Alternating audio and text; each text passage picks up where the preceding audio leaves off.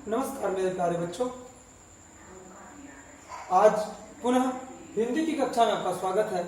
आशा करता हूं कि आपका ग्रीष्मावकाश पूरे अच्छे तरीके से आपने व्यतीत किया होगा और अपने पढ़ाई के साथ साथ।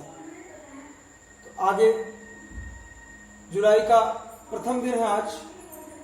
हम अपने विद्या अध्ययन को आगे बढ़ा रहे हैं।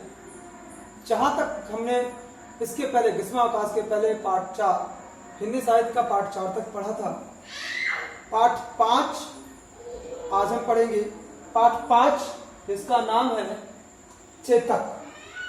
मेरे प्यारे बच्चों, चेतक एक घोड़े का नाम है। आपने महाराणा प्रताप का नाम सुना होगा। महाराणा प्रताप एक ऐसे योद्धा थे, ऐसे देशभक्त थे जिन्होंने घास की रोटियां तो खाई परंतु गुलामी को स्वीकार नहीं किया। उन्होंने कई यातनाएं, कई कष्ट सहते हुए अपने स्वाभिमान को गिरने नहीं दिया और अंततः वीर गति को प्राप्त हुए। उन्हीं के साथ बड़े शान से, बड़े गौरव के साथ उनके घोड़े का नाम लिया जाता है, जिसका नाम था चेतक। चेतक एक ऐसा घोड़ा था जो अपने स्वामी की तरह वीर, निडर और साहसी था। वह उच्च गुणों से युक्त था। बिल्कुल कभी भी राणा प्रताप ने उसे कोड़े से नहीं मारा। क्यों? क्योंकि वह आज्ञाकारी घोड़ा था। राणा प्रताप अगर थोड़ा सा इशारा करते तो उसके पहले उनके इशारे को समझ करके वो आगे बढ़ जाता। जैसे राणा प्रताप, ऐसा लगता मानो राणा प्रताप ने मन में सोचा हो और चेतक ने सुन लिया हो और उनकी आज्ञा का वो पालन कर ले। तो उस घोड़े की वीरता के बारे में हमारे जो कवि हैं श्याम नारायण पांडे जी, इन्होंने अपने कविता में कुछ बताया है। उस कविता को आज हम पढ़ेंगे। उस कविता के माध्यम से आज हम चेतक की वीरता का गुणगान करेंगे, चेतक की वीरता के बारे में जानेंगे, चेतक के गुणों के बारे में जानेंगे। चेतक एक ऐसा घोड़ा था जो वीर, निडर और आज्ञाकारी था। इस कविता में साहस, वीरता और देश प्रेम की भावना ओतप्रोत है। यह जिस घोड़े के बारे में बताया गया है वह साधारण होते हुए भी विशिष्ट है और आज्ञाकारी है। तो उसके पहले हम एक बार इस कविता को मुखाग्र करते हैं, पढ़ते हैं। आप भी वीडियो देखेंगे तो मेरे सबसे पहले जो मैं पढ़ा रहा हूं उसे आप किताब में देखेंगे, उसका उच्चारण करेंगे, फिर उसके बाद आप भी उसे उच्चारित करेंगे, फिर उसके बाद आप आगे बढ़ेंगे। मेरे प्यारे बच्चों, मैं इस कविता को पढ़ रहा हूं, उच्चारित कर रहा हूं, आप लोग ध्यान से किताब में देखिएगा। रणबीच चौकड़ी भर भर कर चेतक बन गया निराला था। राणा प्रताप के घोड़े से पड़ गया हवा का पाला था। गिरतान कभी चेतक तन पर राणा प्रताप का कोड़ा था।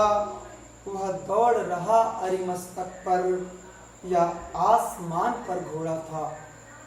जो तनिक हवा से बाग हिली लेकर सवार उड़ जाता था। राणा की पुतली फिरी नहीं तब तक चेतक मुड़ जाता था। कौशल दिखलाया चालों में, उड़ गया भयानक भालों में, उड़ गया अचानक भालों में, निर्भीक गया वह ढालों में, सरपट दौड़ा करवालों में। है यहीं रहा अब यहाँ नहीं, वह वहीं रहा है वहां नहीं। थी जगह न कोई जहां नहीं, किस अरि मस्तक पर कहा नहीं। बढ़ते नद सा वह लहर गया, वह गया गया फिर ठहर गया। विकराल वज्रमय बादल सा अरि की सेना पर घर गया। भाला गिर गया गिरा निसंग, है टापों से खन गया अंग। बैरी समाज रह गया दंग, घोड़े का ऐसा देख रंग। जैसा कि हमने पहले ही आपको बताया, इस कविता के कवि श्याम नारायण पांडे जी हैं। श्याम नारायण पांडे जी ने इस कविता में घोड़े की वीरता, घोड़े के गुणों का इतना मार्मिक और सजीव वर्णन किया है कि अगर उसे हम ध्यान से सोचे और समझे तो ऐसा प्रतीत होता है कि जैसे सब कुछ सामने दिख रहा हो, सब कुछ सामने चल रहा हो। तो सबसे पहले हम आते हैं शब्दार्थ पे। रण माने होता है युद्ध, और चौकड़ी माने होता है छलांग, और निराला माने होता है जो सबसे अलग हो। तन माने शरीर, कोड़ा कोड़ा माने होता है चाबुक, आर्यमस्तक माने होता है शत्रु का माथा, तनिक माने होता है थोड़ा, बाघ माने होता है लगाम, पुतली पुतली माने होता है आंख के बीच का काला भाग। पुतली आप समझ रहे होंगे, आंखों के बीच में जो काला सा भाग होता है वो है आपका पुतली, उसे हम पुतली कहते हैं। पुतली की विशेषता है कि यह जन्म से लेकर मृत्यु तक यह ऐसा अंग है जो एक ही आकार रहता है। इसका आकार न बढ़ता है न घटता है। कौशल कौशल माने होता है निपुणता। निर्भीक निर्भीक माने होता है बिना डर के। सरपट सरपट माने सीधा। करवालो करवाल माने होता है बाधाएं। नद माने होता है नदी। विकराल माने होता है डरावना या भयंकर। वज्रमय वज्रमय माने होता है बिजली, बिजली के चमक के समान। अर्य माने होता है दुश्मन। घर जाना माने होता है टूट पड़ना। निसंग माने होता है कर्कश। हय माने होता है घोड़ा। खन माने होता है खंड खंड हो जाना। बैरी माने होता है दुश्मन। और दंग माने हैरान। मेरे प्यारे बच्चों, ये था आपके इस पाठ का शब्दार्थ।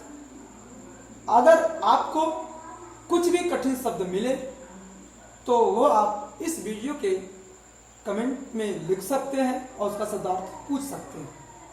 और इतना ही नहीं, अभी जो भी आपको पाठ से संबंधित अगर कोई समस्या आती है, पढ़ने से संबंधित या समझने से संबंधित, तब कमेंट बॉक्स में लिखें और उसे पूछ सकते हैं। आते हैं अब हम इसके शब्दार्थ पर और इसके हिंदी अर्थ पर। मैं आपको इस पाठ का हिंदी अर्थ बताता हूं। रणबीज चौकड़ी भर भर कर चेतक बन गया निराला था। रण के बीच, रणबीज रण के बीच अर्थात युद्ध के बीच में, युद्ध के बीच में चौकड़ी, चौकड़ी माने छलांग, चौकड़ी माने छलांग, छलांग भर भर कर, छलांग भर करके, छलांग लगा लगा करके। चेतक कौन? चेतक, चेतक कौन है? महाराणा प्रताप का घोड़ा। वह घोड़ा बन गया निराला था। वह निराला सबसे अलग हो गया था, सबसे अलग बन गया था राणा प्रताप के घोड़े से। किसके घोड़े से? राणा प्रताप के घोड़े से। महाराणा प्रताप के घोड़े से पड़ गया हवा का पाला था। आज उस घोड़े का, उस किसका पाला पड़ा था? हवा का पाला पड़ा था। अर्थात हवा का किससे पाला पड़ा था? घोड़े का। अर्थात यहां पर हवा से श्रेष्ठ बताने का प्रयास किया जा रहा है घोड़े को। तो फिर से इसका अर्थ देखेंगे। युद्ध के बीच में छलांग लगा लगा करके चेतक सबसे निराला बन गया था, और आज हवा का राणा प्रताप के घोड़े से पाला पड़ गया था। यह आपका अर्थ है। इस पैरा का आगे देखते हैं। गिरता न कभी चेतक तन पर। गिरता न, कभी नहीं गिरता था, कभी कभी भी नहीं गिरता था, चेतक तन पर, चेतक के तन पर। चेतक महाराणा प्रताप का घोड़ा, महाराणा प्रताप के घोड़ा, महाराणा प्रताप का जो घोड़ा है चेतक, उसके शरीर पर, तन माने होता है शरीर, तन माने शरीर, उसके शरीर पर कभी भी क्या नहीं गिरता था, राणा प्रताप का कोड़ा था। कोड़ा माने होता है चाबुक। महाराणा प्रताप का कोड़ा, महाराणा प्रताप का चाबुक कभी भी चेतक के तन पर, चेतक के शरीर पर नहीं गिरता था। वह कौन? चेतक। वह दौड़ रहा था आर्यमस्तक पर। वह आर्य माने शत्रु, दुश्मन, शत्रु का माथा, दुश्मन का माथा, दुश्मन के माथे पर वह दौड़ रहा था। कैसे दौड़ रहा था? या आसमान पर घोड़ा था। यहां पर या लगा दिया है। यहां पर कवि ने कहा है कि वह दौड़ रहा था आर्यमस्तक पर, वह दुश्मनों के, शत्रुओं के माथे पर दौड़ रहा था, या आसमान पर घोड़ा था, या वह घोड़ा ही आसमान पर था। ऐसा यहां पर अतिशयोक्त उन्होंने कहा है। जो तनिक हवा से बाग हिली। बाग माने लगाम। जो तनिक हवा से, तनिक माने थोड़े से हवा से भी बाग में लगाम हिली तो लेकर सवार उड़ जाता था। वह अपने सवार को, उसका सवार कौन था? महाराणा प्रताप। वह महाराणा प्रताप को लेकर के उड़ जाता था, अर्थात तेज गति से चल पड़ता था। राणा की पुतली फिरी नहीं। राणा की पुतली फिरी नहीं। राणा की पुतली, पुतली जैसा कि मैंने आपको बताया कि आंख के बीच का वह काला भाग, अर्थात राणा की पुतली, राणा अपने आंखों को अगर अपने हिलाए भी नहीं तब तक चेतक मुड़ जाता था। चेतक उनके इशारों को समझ करके वह मुड़ जाता था। मेरे प्यारे बच्चों, इस वीडियो में इतना ही। इसी के साथ दूसरा भी वीडियो हम भेजेंगे आपको। उस वीडियो में इसके आगे का भाग मिलते हैं अगले वीडियो में।